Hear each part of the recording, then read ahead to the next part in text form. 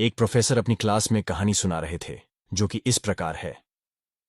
एक बार समुद्र के बीच में एक बड़े जहाज पर बड़ी दुर्घटना हो गई। कप्तान ने शिप खाली करने का आदेश दिया। जहाज पर एक युवा दंपति थे। जब लाइफ बोट पर चढ़ने का उनका नंबर आया तो देखा गया नाव पर केवल एक व्यक्ति के लिए ही जगह है। इस मौके पर आदमी ने औरत को धक्का दिया और नाव पर कूद गया।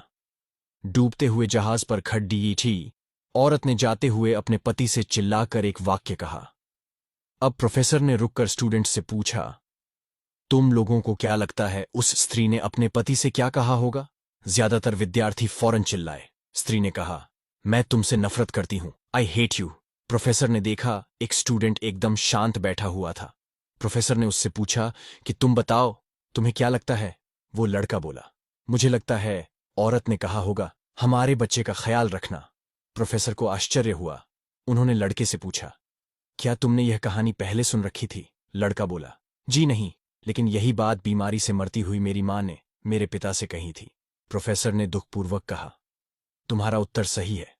प्रोफेसर ने कहानी आगे बढ़ाई। जहाज डूब गया, स्त्री मर गई, पति किनारे पहुंचा और उसने अपना बाकी जीवन अपनी एकमात्र पुत्री के समुचित लालन पालन में लगा दिया।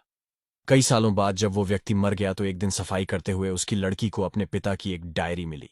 डायरी से उसे पता चला कि जिस समय उसके माता पिता उस जहाज पर सफर कर रहे थे तो उसकी मां एक जानलेवा बीमारी से ग्रस्त थी और उनके जीवन के कुछ दिन ही शेष थे। ऐसे कठिन मौके पर उसके पिता ने एक कड़ा निर्णय लिया और लाइफ बोट पर कूद गया। उसके पिता ने डायरी में लिखा था, तुम्हारे बिना मेरे जीवन को कोई मतलब नहीं। मैं तो तुम्हारे साथ ही समंदर में समा जाना चाहता था, लेकिन अपनी संतान का ख्याल आने पर मुझे तुमको अकेले छोड़ ढाकर जाना पड़ा। जब प्रोफेसर ने कहानी समाप्त की तो पूरी क्लास में शांति थी।